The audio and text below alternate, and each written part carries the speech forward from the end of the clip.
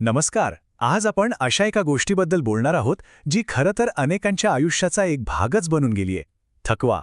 पण थांबा, हा फक्त थकवा नाहीये. हे आपल्या शरीराने आपल्याला दिलेला एक खूप महत्वाचा सिग्नल आहे. कधी असं होतं का की रात्री छान झोप झालीये पण सकाळी उठल्यावर फ्रेश वाटण्याऐवजी प्रचंड थकल्यासारखं वाटतं? मग विचार करा, दिवसाची सुरुवातच जर अशी असेल तर अख्खा दिवस कसा जाणार? आणि गंमत म्हणजे हे फक्त सकाळपुरतं नाहीये. अगदी घरातली रोजची साधी कामं करताना सुद्धा जर धाब लागत असेल, दम लागत असेल, तर ही गोष्ट खरंच गांभीर्याने घ्यायला हवी. आपल्याला अनेकदा काय वाटतं की अरे हे तर नॉर्मल आहे, एवढी धावपळ असते मग थकवा येणारच.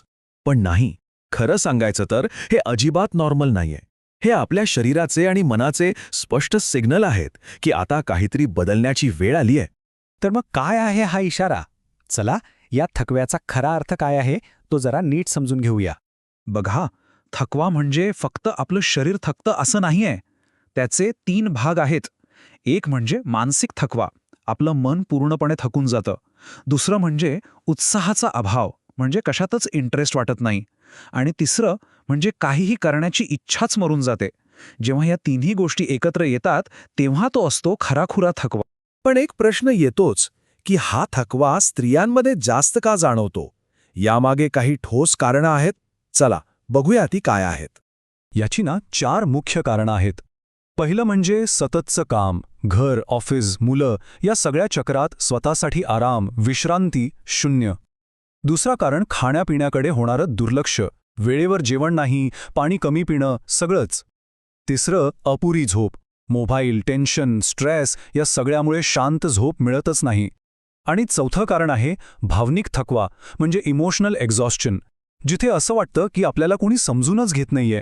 बरं, आता विचार करा, जर या सिग्नल्सकडे आपण दुर्लक्ष केलं तर काय होतं? त्याचे परिणाम खूप गंभीर असू शकतात बरं का. हे कसं आहे माहितीये, अगदी डोमिनो इफेक्ट सारखं. एक ठोकळा पडला की बाकीचे आपोआप पडतात. तसंच सततच्या थकव्यामुळे काय होतं, चिडचिड वाढते, मग कामात लक्ष लागत नाही, मग हळूहळू आत्मविश्वास कमी व्हायला लागतो. आणि मग शेवटी काय, शरीर आणि मन दोन्ही इतकी थकतात की आजारपण मागे लागतं. म्हणूनच मी पुन्हा सांगतेय, हा थकवा नॉर्मल नाहीये. पण थांबा, घाबरून जाऊ नका. सगळ्यात चांगली गोष्ट ही आहे की यातून बाहेर पडणं 100% शक्य आहे. आपली एनर्जी परत मिळवण्यासाठी काही खूप सोपे पण जबरदस्त प्रभावी उपाय आहेत. आपण आता तेच बघणार आहोत. सुरुवात अगदी छोट्याशा गोष्टीपासून करायची आहे. रोज सकाळी फक्त 10 मिनिटं स्वतःसाठी. या 10 मिनिटांत मोबाईल नाही, काम नाही, काही नाही, फक्त शांतता आणि स्वतःसाठी वेळ. विश्वास ठेवा, हा छोटासा बदलसुद्धा खूप मोठी एनर्जी देऊन जाईल. आणखी एक खूप साधं पण महत्वाचं कारण, पाणी. आपल्या शरीरात पाण्याची कमतरता हे थकव्याचं एक मोठं कारण आहे, ज्याकडे आपलं लक्षच जात नाही.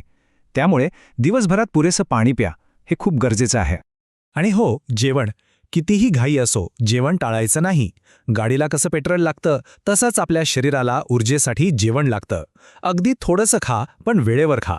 जसं शरीर थकतं तसंच आपलं मनही थकतं, नाही का?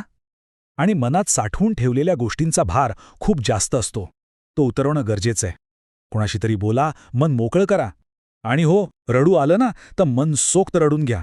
रडणं हे कमजोरीचं नाही, उलट ते गरजेचं आहे. ते निरोगी असल्याचं लक्षण आहे. आणि आता सगळ्यात महत्वाचा मुद्दा, नाही म्हणायला शिका. प्रत्येक गोष्ट आपणच केली पाहिजे हा हट्ट सोडा. सगळ्याचा भार स्वतःवर घेऊ नका. आपली एक लिमिट आहे, ती ओळखायला शिका. नाही म्हणणं ही स्वार्थीपणा नाहीये, ती स्वतःची काळजी घेण्याची पहिली आणि सगळ्यात महत्वाची पायरी आहे. चला, तर मग शेवटी एक सगळ्यात महत्त्वाची गोष्ट, एक संदेश जो आपण सगळ्यांनी स्वतःसाठी लक्षात ठेवायचा आहे. लक्षात ठेवा, आपण कोणी मशीन नाही आहोत, आपण माणसं आहोत. आणि थकणं हे कमजोरीचं लक्षण नाहीये. थकवा हा एक सिग्नल आहे, एक इशारा आहे, जो सांगतोय की थांबा, आता स्वतःकडे लक्ष द्या, स्वतःची काळजी घ्या. तर मग आजपासून स्वतःसाठी कोणता एक छोटासा बदल करणार? ते रोजची 10 मिनिटं शांतता असेल, की एक ग्लास पाणी जास्त पिणं, किंवा मग नाही म्हणण्याची हिंमत करणं. सुरुवात कुठूनही होऊ शकते, पण ती आज व्हायला हवी. काय मग, करणार ना?